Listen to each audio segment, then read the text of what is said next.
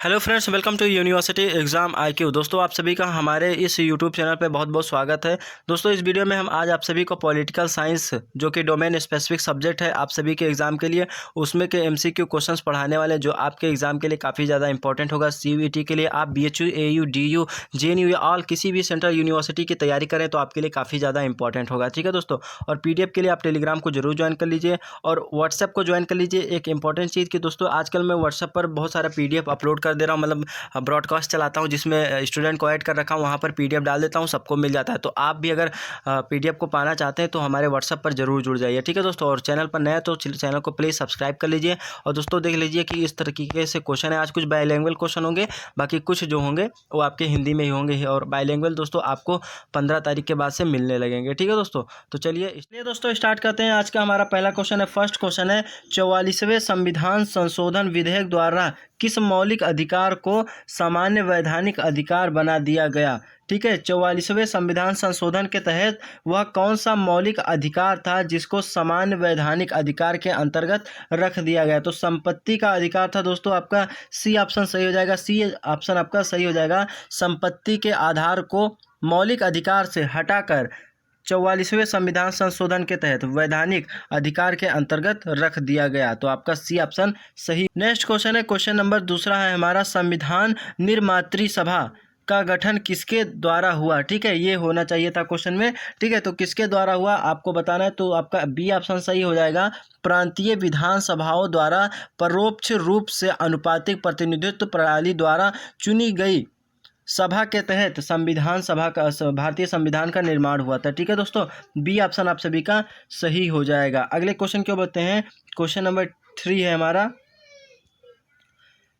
राज्यसभा के सभापति का चुनाव कौन करता है। राज्यसभा का जो सभापति होता है उसका चुनाव कौन करता है। राज्यसभा का सभापति कौन होता है, भारत का उपराष्ट्रपति। ठीक है, वर्तमान में कौन है, वेंकैया नायडू। तो दोस्तों, इनका चुनाव कौन करता है, तो लोकसभा और राज्यसभा के सभी सदस्य मिल करके राज्य के सभापति का चुनाव करते हैं। ठीक है दोस्तों, बी ऑप्शन आपका इस क्वेश्चन का सही हो जाएगा। पॉलिटिकल साइंस से क्वेश्चन है, काफ़ी ज़्यादा इंपॉर्टेंट है, तो आप लोग याद रखिएगा।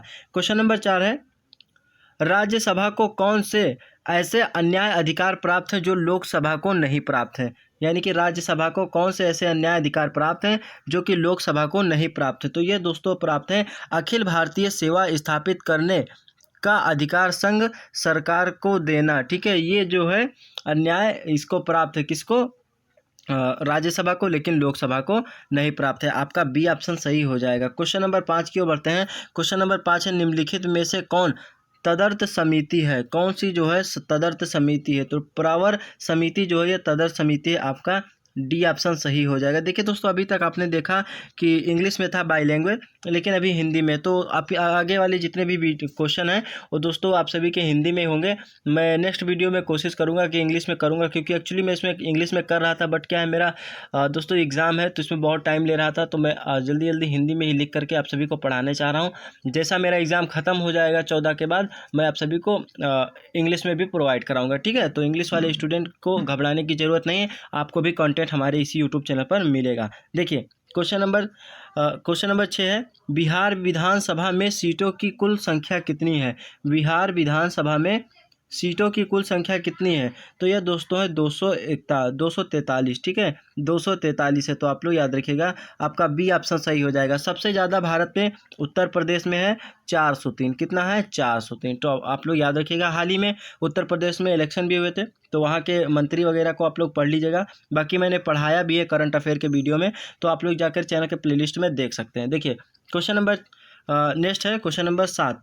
क्वेश्चन नंबर 7 है, लोकसभा में सर्वाधिक प्रतिनिधित्व के आधार पर राज्यों का सही क्रम बताइए। यानी कि लोकसभा में सबसे ज़्यादा कहाँ कहाँ पर सीटें, कौन कौन से राज्य, उनको क्रम सहित लगाना है आप सभी को। ऐसे क्वेश्चन आपके एग्जाम में पूछे जा सकते हैं। तो बी ऑप्शन आपका सही हो जाएगा। उत्तर प्रदेश, महाराष्ट्र और बंगाल, यहाँ पर लोकसभा प्रतिनिधित्व के सबसे ज़्यादा कैंडिडेट होते हैं। उत्तर प्रदेश में तो 80 होते हैं। ठीक है, तो आप लोग याद रखिएगा।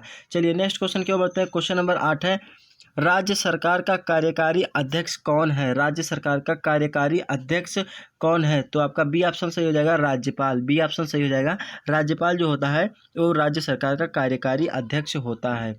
नेक्स्ट क्वेश्चन है, क्वेश्चन नंबर 9 है, भारत के संविधान के अंतर्गत किस आयु के बालक को किसी खान अथवा अन्य संकटमय सेवाओं में लाए जाने का प्रतिरोध है? ठीक है, प्रतिरोध है।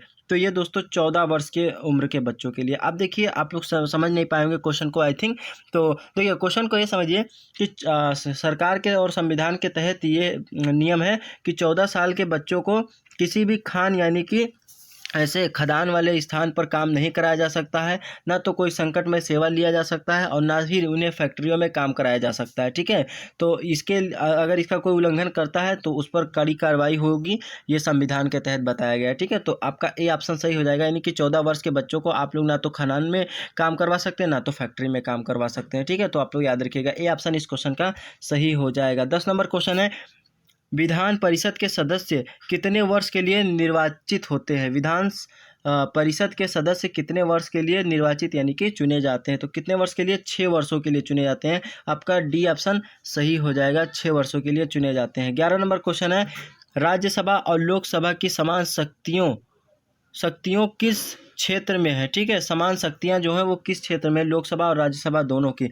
तो ये दोस्तों है आप सभी का संविधान संशोधन करने के विषय में। ठीक है, इसमें जो है दोनों की शक्तियां सामान्य होती हैं। दोनों किसी भी एक संसद में आप लोग संविधान संशोधन के लिए याचिका दायर कर सकते हैं और वहीं से आवाज़ उठ सकती है, संविधान में संशोधन हो सकता है, किसी भी सदन में आप लोग कर सकते हैं। ठीक है, चाहे राज्यसभा हो चाहे लोकसभा हो। चलिए देखिए, क्वेश्चन नंबर 12 है, अस्थायी विधान सभा अध्यक्ष जिसको प्रोटेम स्पीकर कहते हैं, यानी कि अस्थायी विधान सभा अध्यक्ष की नियुक्ति कौन करता है? ठीक है, उसकी नियुक्ति कौन करता है? तो राज्यपाल करता है। तो आप लोग याद रखिएगा, अस्थायी विधान सभा अध्यक्ष जिसको क्या बोलते हैं हम लोग? प्रोटेम स्पीकर बोलते हैं, उसकी नियुक्ति जो है राज्यपाल करता है। ये ऑप्शन आपका सही हो जाएगा। क्वेश्चन नंबर 13 है, भारतीय संविधान पर सबसे अधिक प्रभाव किसका पड़ा? भारतीय संविधान पर सबसे अधिक प्रभाव किस पर पड़ा है? मोस्ट इंपॉर्टेंट क्वेश्चन है दोस्तों ये।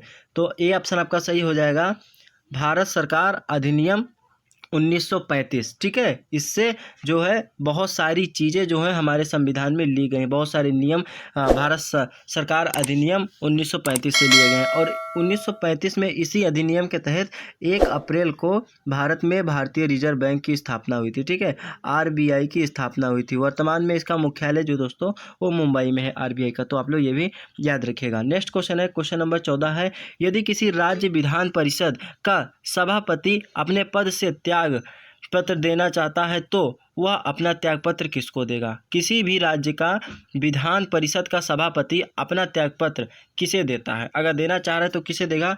तो उस राज्य के विधान परिषद के उपसभापति को देगा। ठीक है, उपसभापति को देगा। चलिए नेक्स्ट क्वेश्चन है, क्वेश्चन नंबर 15 है, मुख्यमंत्री की नियुक्ति संविधान के किस अनुच्छेद के तहत की जाती है? यानी मुख्यमंत्री की नियुक्ति संविधान के किस अनुच्छेद के तहत की जाती है?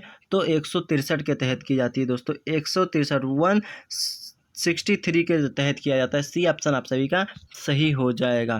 क्वेश्चन नंबर 16 है, भारत में संविधान सभा चुनाव किस आधार पर होते हैं? ठीक है, भारत में माफ़ कीजिएगा, विधानसभा चुनाव किस आधार पर होता है? ठीक है, विधानसभा चुनाव किस आधार पर होता है? तो वयस्क मताधिकार, यानी कि हम लोग जो है हर एक व्यक्ति वोट अपना दे करके, वोट करके अपने कैंडिडेट को चुनता है। ठीक है, तो इसके आधार पर भारत के विधानसभा में होता है, किसमें? वयस्क मताधिकार के। दोस्तों अगर वीडियो पसंद आ रहा हो, क्वेश्चन का लेवल अच्छा लग रहा है तो प्लीज़ चैनल को सब्सक्राइब, लाइक, शेयर जो भी होता है आप लोग कर दीजिए, क्योंकि हर एक यूट्यूबर अपने ऑडियंस से यही चाहता है कि उसका ऑडियंस जो है लाइक्स करे, वीडियो को सब्सक्राइब करे। और एक बात बोलता हूँ मैं आपको, प्लीज़ कमेंट कर दीजिएगा। अगर कमेंट करेंगे तो मेरे को पता चलता है कि कितने लोग देख रहे हैं, तो प्लीज़ कमेंट जरूर कर दीजिएगा। चलिए अगले क्वेश्चन की बताएं। क्वेश्चन नंबर 17 है, भारतीय संविधान के केंद्र व राज्य सरकार के कार्य क्षेत्र को संघीय सूची, राज्य सूची और समवर्ती सूची द्वारा स्पष्ट कीजिए। जो कार्य इन सूचियों में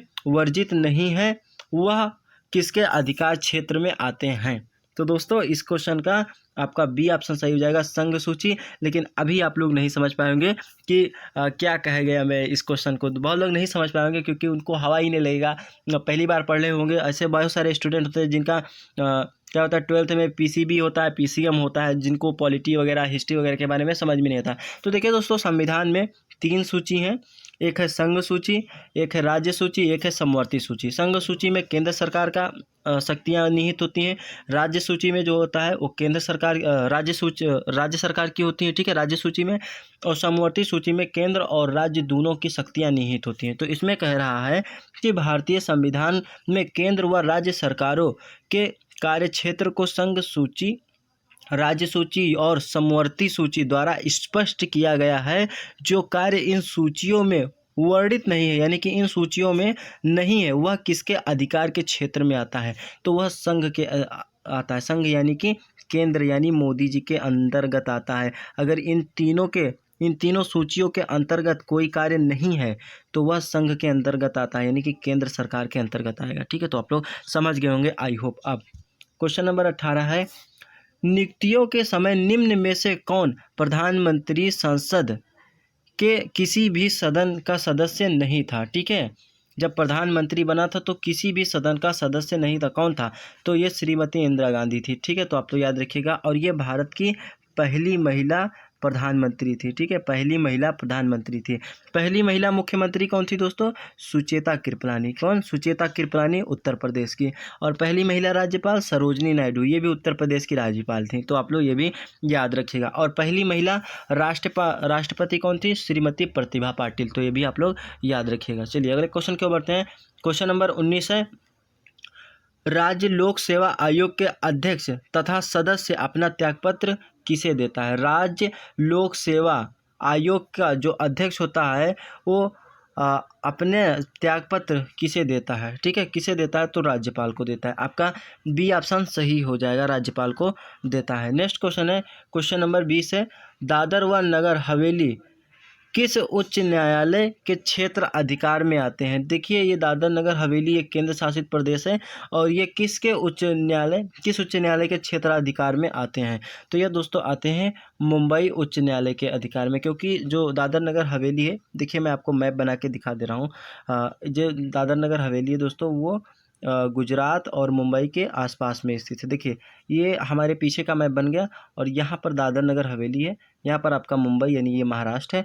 तो इसका जो उच्च न्यायालय क्षेत्राधिकार है दादर नगर हवेली का, ठीक है, दादर एवं नगर हवेली का, तो ये दोस्तों आपका मुंबई में है। ठीक है, तो आप लोग याद रखिएगा। अब चलिए आज के लिए बस इतना ही। इतने सारे क्वेश्चन आप सभी के लिए रहे और लगभग मैंने आपको 25 क्वेश्चन तो करा ही दिए होंगे। इंस्टा फाइट भी कुछ थोड़े बहुत बताए हैं, हालांकि मैं ज़्यादा नहीं बताता हूँ, वीडियो ज़्यादा लंबी ना हो इसलिए। और अगर पसंद आया तो कमेंट एक बार कर दीजिएगा, कमेंट जरूर कर दीजिए, क्योंकि मैं देखना चाहता हूँ कि कितने लोग मेरे वीडियो को सही तरीके से पूरा वॉच करते हैं। कमेंट कर दीजिएगा, लाइक वाइक करिए या ना करिए, हमसे नहीं मतलब है, बट हाँ कमेंट कर दीजिएगा और सब्सक्राइब जरूर कर लीजिएगा। चलिए मिलते हैं नेक्स्ट वीडियो में और 4 बजे आप सभी को वीडियो मिल जाएगी।